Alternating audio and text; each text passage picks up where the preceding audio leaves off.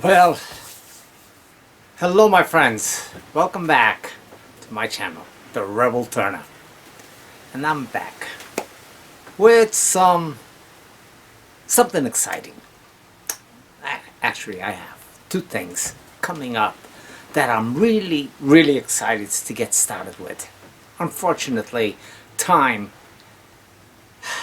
I'm restricted on. I just got home from work. And today is Saturday, so I got maybe a half a day today that I can do something. I would have tomorrow, but I also have another passion of mine that I love as much as wood turning, and that is Boda. And I ordered an impaler, so I have to do work on that because, why do I need to do it?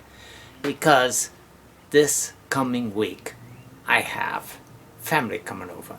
My youngest daughter, her husband, and the newest rebel addition to the family, Calvin, my grandson, is going to be over for a few days. So I have a vacation coming up. Well, somewhat of a vacation. I requested 2 days for next week and Monday and Tuesday of the following week, so it's 4 days, but we work 6, 7, so anyway, I have, like I said, two turnings that are really in my mind that I want to go forward with. One of them is the crazy turning I just did with the off-axis vase that I did not like the end, and I ended up taking most of it off. Well, you know, you come up with an idea and you should be able to generate other ideas you can do with the same technique, and that's what today is going to be. I guarantee that fisheye look, or that oblong look, is going to maintain on this one, but you'll have to see. And the next one is what to do with the cube vase, the bulging vase out of a cube. Well, I can guarantee you I have something exciting in store for that follow-up. So make sure you come back. But for today, we're going to start with, like I said, the eccentric vase. And it's going to be a lengthy turning because I have to offset it. And the thing is really going to be bouncing. So I'm limited on the speed that I can go. But let's get started and see where this goes.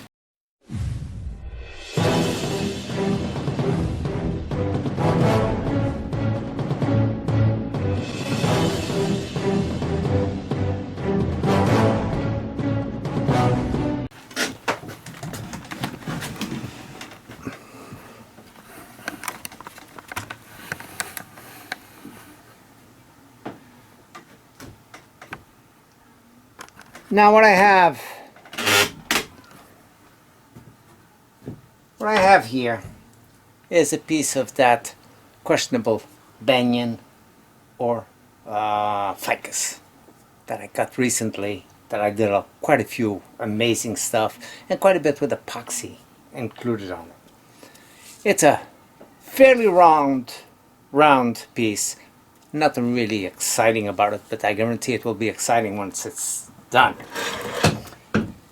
And but this side is somewhat oval, so I'm going to use the oval to my advantage. I'm going to set it up where I am going to set the points where I'm going to do the off-axis on these two sides, so I'm not taking up as much of the wood as, or take as little as I possibly can. The center of this piece, which I don't need a reference for the center, but that's roughly the center this way, and which is pretty close to the pit actually. And if I look at it this way, that should be close to center this way. Now, why am I even bothering drawing that? It's because I'm going to need two equal points. I'm going to establish as that definitely being my center, and that's not going to change. And with the dividers, I'm going to see what's the widest I can go on this. Now I want that mark to be referenced in two sides, equal on both sides. So that's why I'm using the dividers on this. Normally, probably would not even need it. So I'm going to see how much I want to come in, and the further out I go, the more wobbling I get. So this will probably indicate the inside of my vase, and that's rather large. I'm going to shrink this down a little bit actually. That will be the outside, the furthest outside point.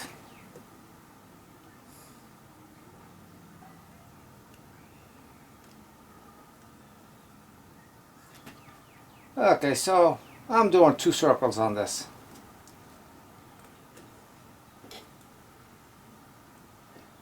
Now, if you want to get a visual of what it will look like, if you take that measurement from outside to the inner part,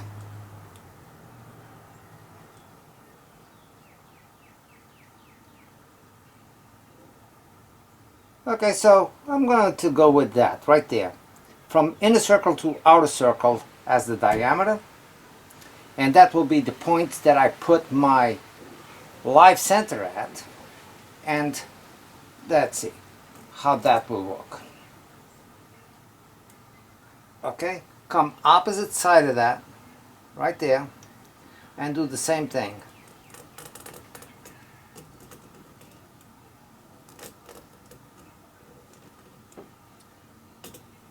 Okay, so here's the shape of the top of the vase, and this will be the opening, the hollowing out of the vase. You get that? So there's that eyeball shaped. So to get that eyeball shaped, basically what I need is 2 points to set up my live center at. This one, and one exactly opposite, which I made a hole on, that one. And seeing that it's not that vivid, that I can't see it all that well, I'll just do a little pencil mark on that so I don't lose it by the time it dries up. Actually, I see the cross this way, and it will be on the pen mark. So that should be good. So the first thing I'm going to do though is not even that. I'm going to put it smack center, between centers, and I'm going to come up with an overall shape of what I want this vase to look like. It's not going to look like the one that I just did 2 weeks ago.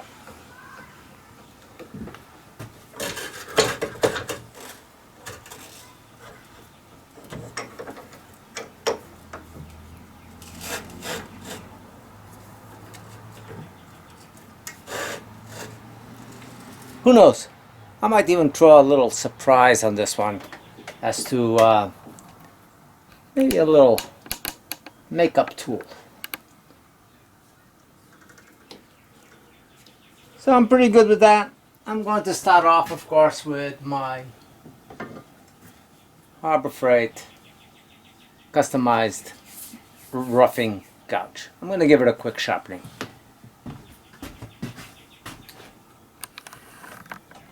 I know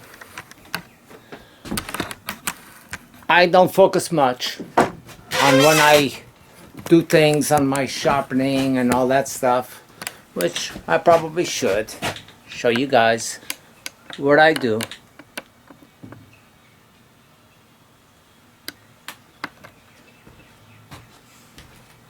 On this one, generally, I do a freehand. So I just find where my angle is, where I'm just taking off a little bit of spark over the top, and I just follow that through.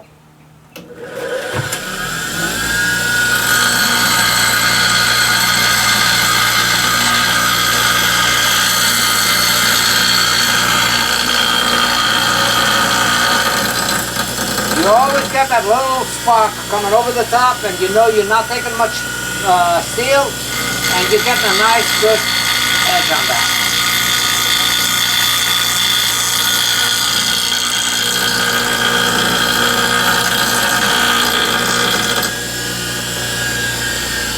And there we go.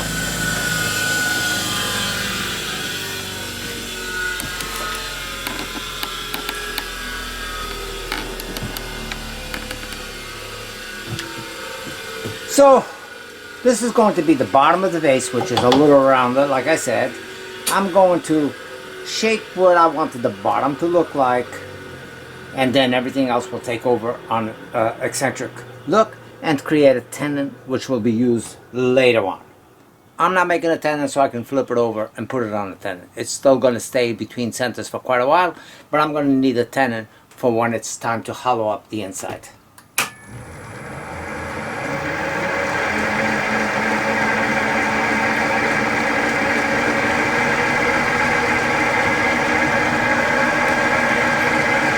This is going 960 RPM.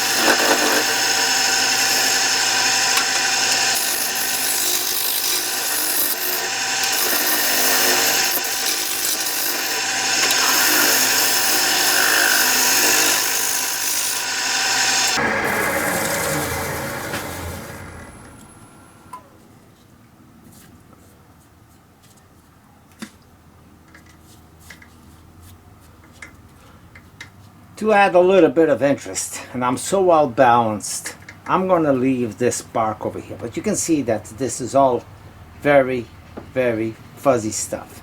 So I'll end up burning this stuff off at the end. But from here on down, all of this is going to disappear. So only these two ends will show up a little bit of cleaned up bark. Not so much the outside green that you see, but this coloration that's going through here. That will add to the piece. Time to flip it over. So much room for me to stand on. No sense. No need for me to be on your way.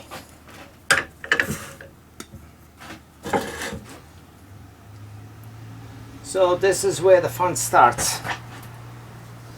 And I'm gonna go, hey, you're facing the wrong way. I'm going to put the live center there, and that will be my two turnings that I do for the eccentric.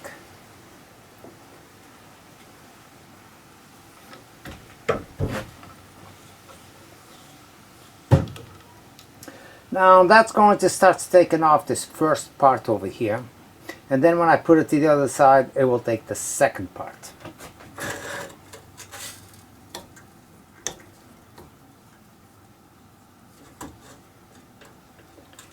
And I don't want it to be going like that all the way down to that. I think I want to make this a flare out going in, so it shows a profile going in here as well. So that's what that does.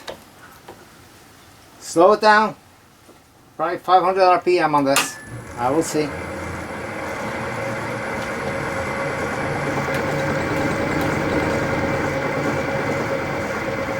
That's 520 RPM.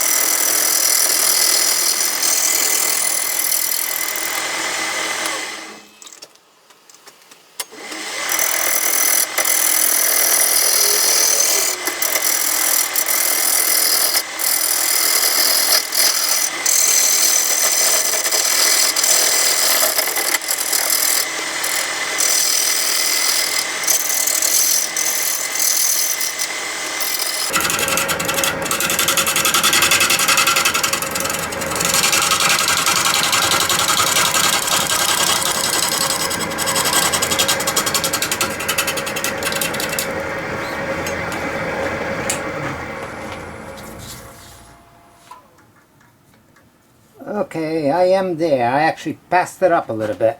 But I did want to keep this neck small, so I will sneak that in a little bit. But to keep it true, I have to go to the same mark for this side. Then I'll just sneak it in a little bit on this side again. A little bit.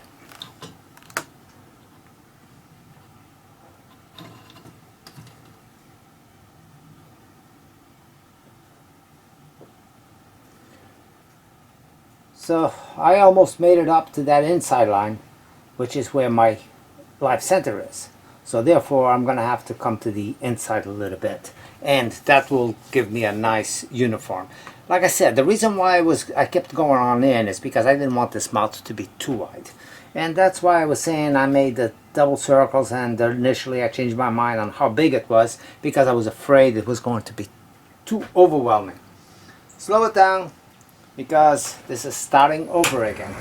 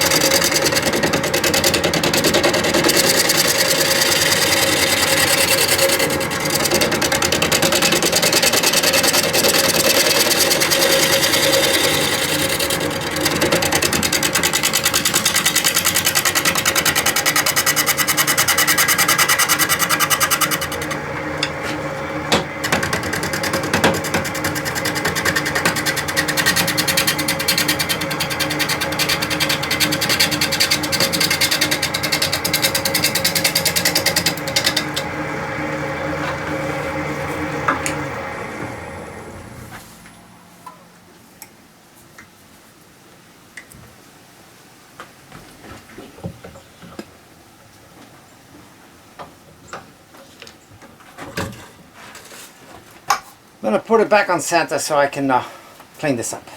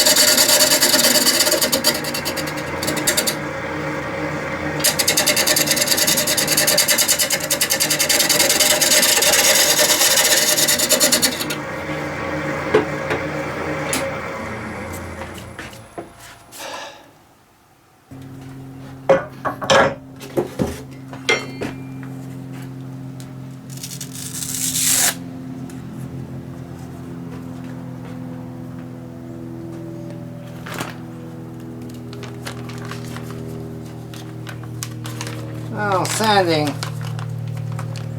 on something like this, you really need to do quite a bit of it while the lathe is stopped. You will finalize it with the lathe running, but you need to get rid of some of these lumps which will be going in and out anyway.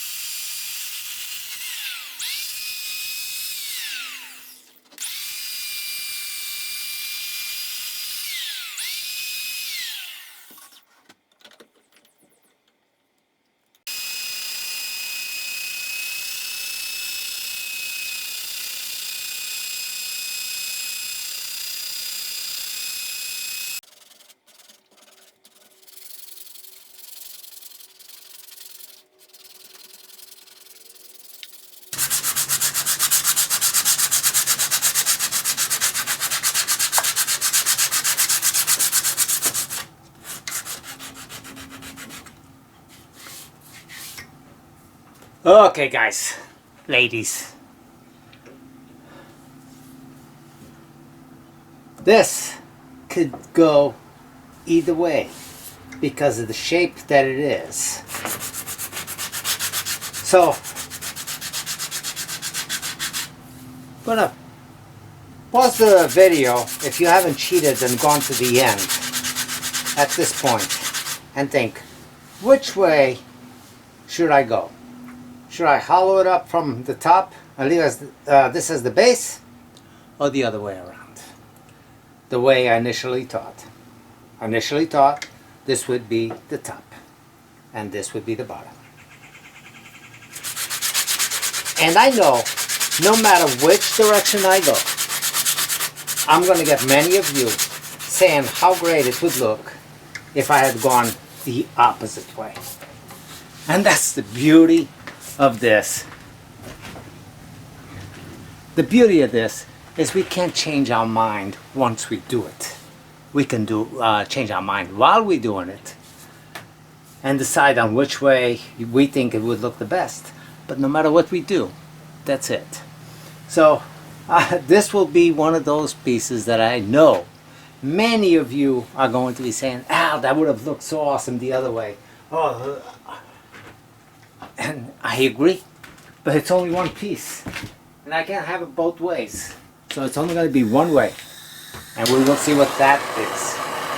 I am going to burn these fibers, as I said. These fibers are very fuzzy, unable to sand, and on this, I'm actually going to highlight the wood grain with the torch. I will highlight it, sand it, so it doesn't become too overwhelming.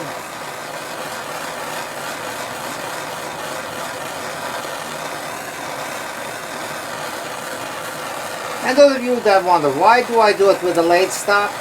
You have a lot more control of how much heat you're putting on the piece than with the lathe running. You can't stop the torch, but you can keep going back and forth as many times as you need to get to that effect that you're looking for.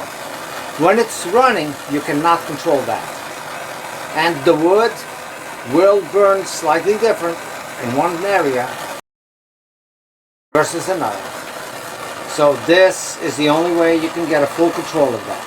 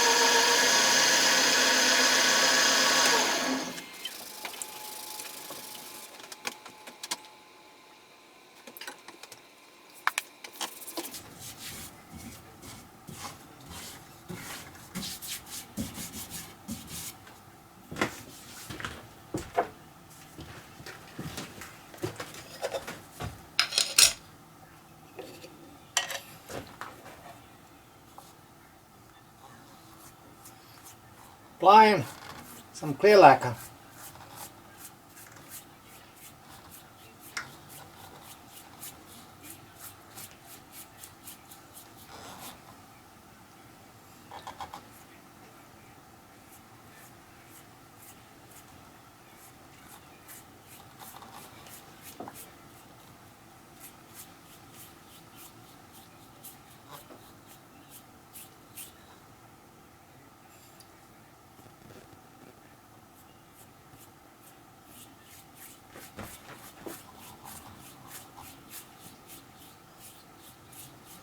bring out these beautiful wood grains.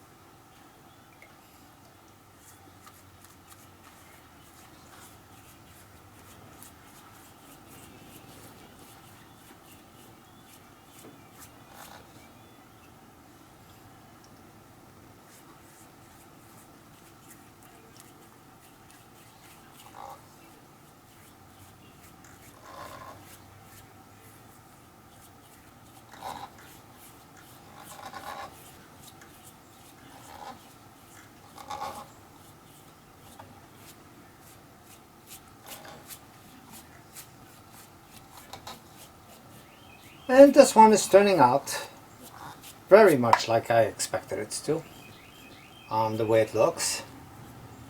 But I am anxious to get this one over with so I can get to the next one. Because the next one, guaranteed, you've never seen anything like it. And it's coming off from the idea of the cube bulging vase out of a cube. Oh, you haven't seen it? After this one, go check it out. And it will get you. And the reason why I do some of this. And why, Al, why are you doing these things that you're trying to do what nobody has done before? It's because we all have imaginations. And our imaginations should develop and grow from other simple things that we see. Now, I'm not saying that I've seen this, I'm not saying I've seen the next one, but I already did one, so with that, it gave me other ideas. And with you, it should be the same thing. I'm not saying go out and copy or that you will be that intrigued to copy, but it should generate something in your own head that you think would be an interesting subject. And that's what it's all about.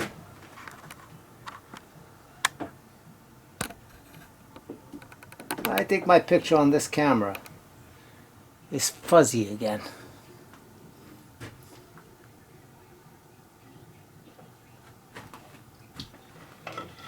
So I'm going to let this dry, break it down with steel wool, and apply one more coat, a light coat on the top of that.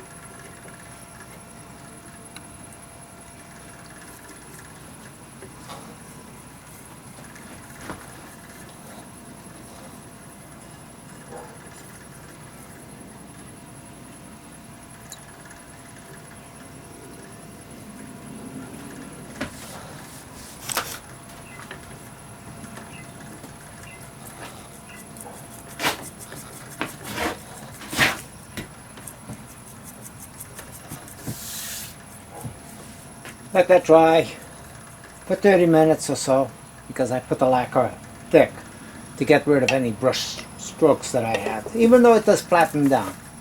But that way it is going to give it a high gloss on this one. And that's going to be the finished piece. And just a matter of flipping it over and taking off the base. Be back in about 30 minutes.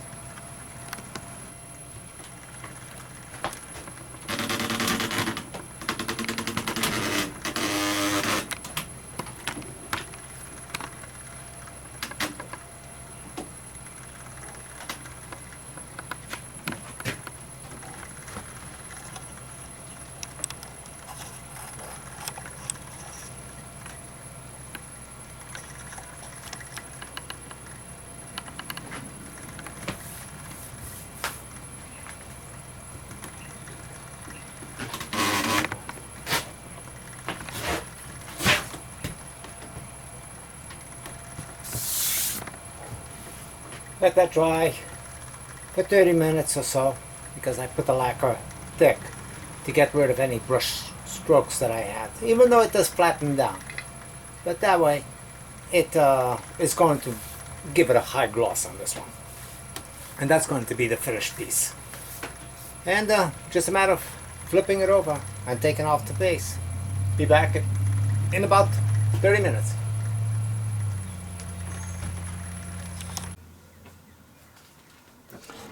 So ready to go in there and finalize this.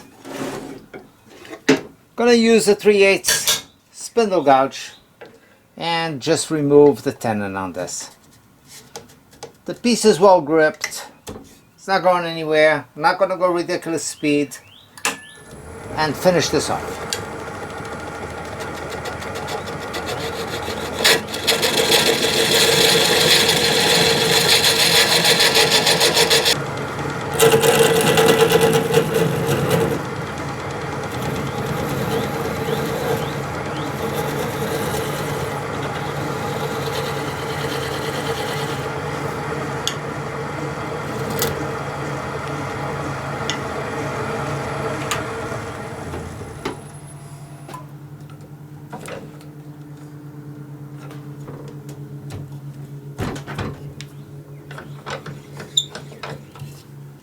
Now, just finished up this piece.